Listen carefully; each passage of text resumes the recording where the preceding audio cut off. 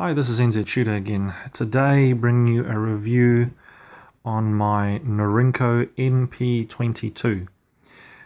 This is a Chinese copy of the Sig Sauer P226 pistol. Since I am in Auckland, New Zealand, where I'm filming this, you will notice the branding on the slide is a Ranger 226.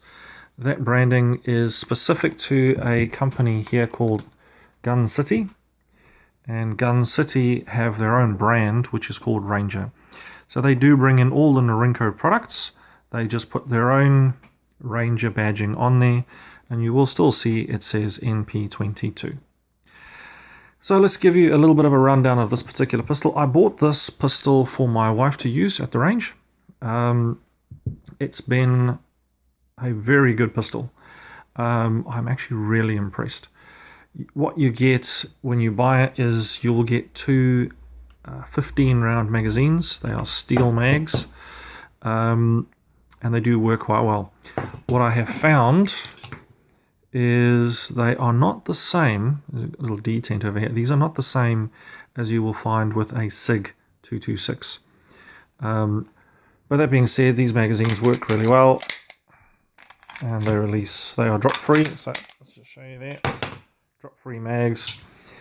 And so there we go, pistol is clear, there is nothing in the chamber, nothing down the mag, so there we have it. Okay, so how does this differ from an original SIG 226? In a lot of ways. The first thing is the metal on this is clearly not the same as you're going to get with the SIG. That being said, the quality is actually not bad. Now, why I say that is quite simple. If I do a takedown, and this, if you have a look at the workmanship here, see if I can focus on it. There we go. It's a bit on the oily side. Oh, my camera just doesn't want to focus. What you will find with this is it's actually in pretty good condition. The receiver itself, so your slide is all steel, and you will notice in the slide there are some tooling marks. See if I can get this to focus.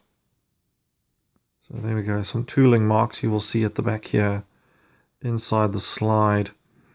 And then you will notice some on the slide itself. But that being said, everything's tight. So the barrel over there doesn't move. This is alloy, which means that it's obviously easier to finish, and it is very, very smooth. As you can see, the surfaces are really nicely finished. So not too bad for a Chinese product. This, I have to admit, is probably one of the best handguns or finished handguns that I've ever used. I have used a Norinco 213B, which was the 9mm Tokarev copy. I carried that for quite a while, and that was a pretty good firearm. That was when I carried that in South Africa, I should say. The components for this are all quite good. Oops, let's get this out here. So you can see some of the marks, tooling marks inside there.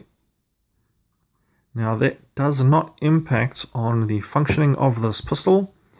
Here's the barrel. You can see some of the wear marks on the barrel.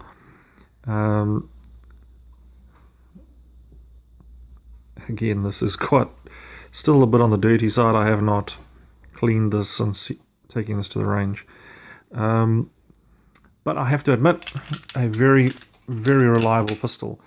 I have not, let me just think, I don't think Have I had a malfunction? Off the top of my head, I think I may have had 1 or 2 stovepipes, and that would have had to do with the ejector. Now the ejector is internal injector. It's got an internal ejector on this model, nothing on the outside there. So, but considering I have had a lot of rounds through this pistol already, you can hear there, if you can listen to that. That's smooth. So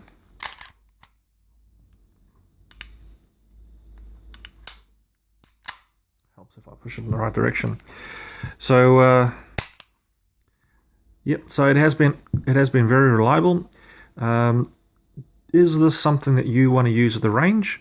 Well, if you want a SIG 226, you can go and spend roughly 2.5 times more than this pistol and get yourself a 226. If you are new to shooting, I would recommend you buy something like this. As far as a budget pistol goes, this is incredible value. All steel, the sights are steel, everything on here is metal, obviously except the grips themselves. And if you want a 226, as a new shooter, you are not going to be able to shoot any better with a 226 versus this. So as far as I'm concerned, you would be hard-pressed to do any better with a 226 than getting one of these. What you will notice, obviously, it's going to give you some wear a bit quicker than you will get on the original SIG.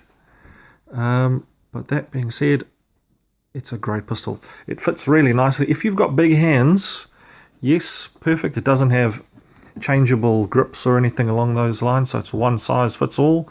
If you've got small hands, you're going to have a problem with this. And you're also going to want to make sure your thumb isn't too short, otherwise you can't get to your decocker. So the decocker on this is quite hard to depress. So you got your spring, and then you got to push it really hard to actually decock it. The trigger on this particular pistol is probably its biggest downfall. In double action, this trigger is crazy heavy. That is really, really heavy. And it's long to actually reset. So double action, if you're going to be using double action, you're going to have to pull this, I've found, really fast. And then you're okay. But it is heavy. If I guessed, I would probably say that's in the 12 to 14 pounds to pull that. So the double action is very heavy. However, in contrast, single action has take up. There is quite a bit of take up there. And then you have a very crisp wall for your shot. So let's do that again. Reset. It's quite long, and then you got to come back. And you've got a break. Now the break I would say on this is probably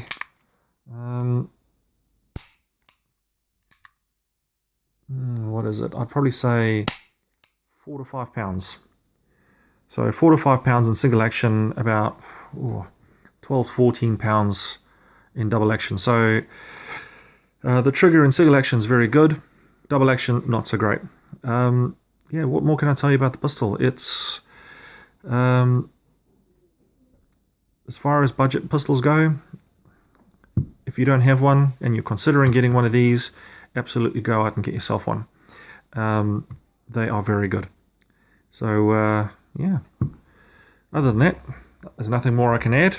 And I will bring another review to you later on the cousin of this particular pistol, which is the NP22, which is the 9mm version of the 1911. Okay, thank you very much.